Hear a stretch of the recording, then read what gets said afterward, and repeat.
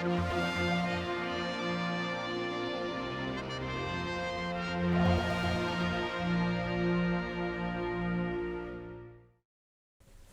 question 3, call on the Honourable Member for Douglas Central. Mr Thomas. Thank you, Mr Speaker. I'd like to ask the Chair of the Office of Fair Trading what the average household gas bill is in the island and how the Office of Fair Trading carries out its functions to protect gas customers, consumers. Call on the Chairman to reply. Thank you, Mr Speaker. The average household gas consumer consumes around about 10,000 kilowatt hours per annum. Based on this usage, their bill for 2020 would be £825.80. You divide that by 52 and it comes out at £15.88 per week. The current role of the OFT is to monitor compliance with the existing agreement for the regulation of the gas market in the Isle of Man.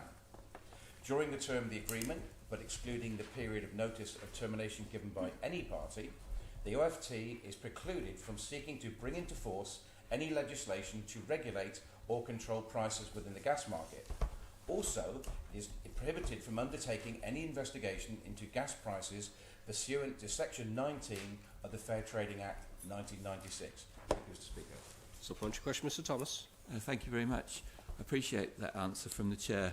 The figure of £825 seems slightly different by about £125, £130, £140 from the figure cited by Manx Gas in its press release about the agreement that the public hasn't as yet seen the proposal for, because that seems to suggest the average gas bill is around £700 per year. Can the Chair advise how who calculated 825 and why Manx Gas might have a different figure?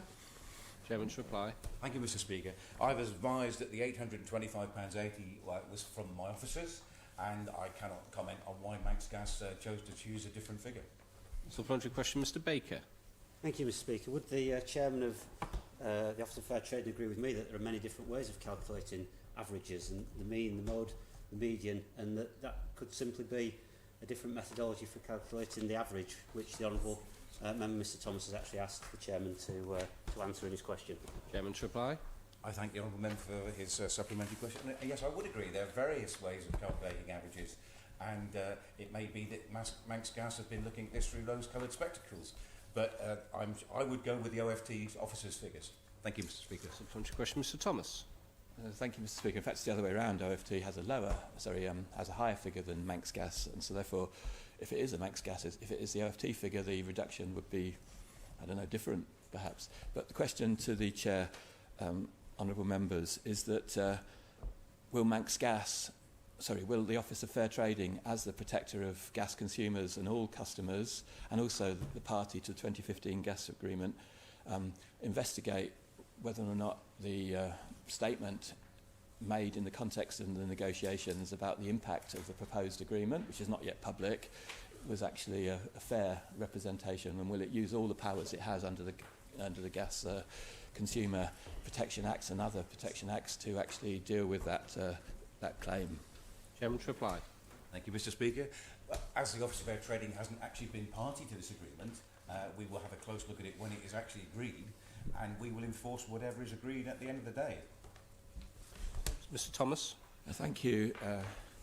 Thank you, Mr Speaker. Just to put this beyond any doubt, the Office of Fair Trading is a party to the 2015 gas agreement, which is in force until 31st of December 2020. Moreover, throughout the time since 1st of January 2015, when the 2015 gas agreement came into force, the Office of Fair Trading has been the entity on the Isle of Man that protects consumers and looks after fair trading.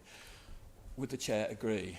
Secondly, back in 2016, 2017, my good friend from Onken, Mr Callister, raised the point that the way that the Manx Gas presents price changes is confusing for the customer, because regulatory adjustments are mixed up in terms of mixed up with regulatory adjustments, mixed up with price changes and tariff changes and standing charge changes. At the time, I think the Honourable Member for Onken called it skullduggery. Would the Chair agree that this needs to be looked at?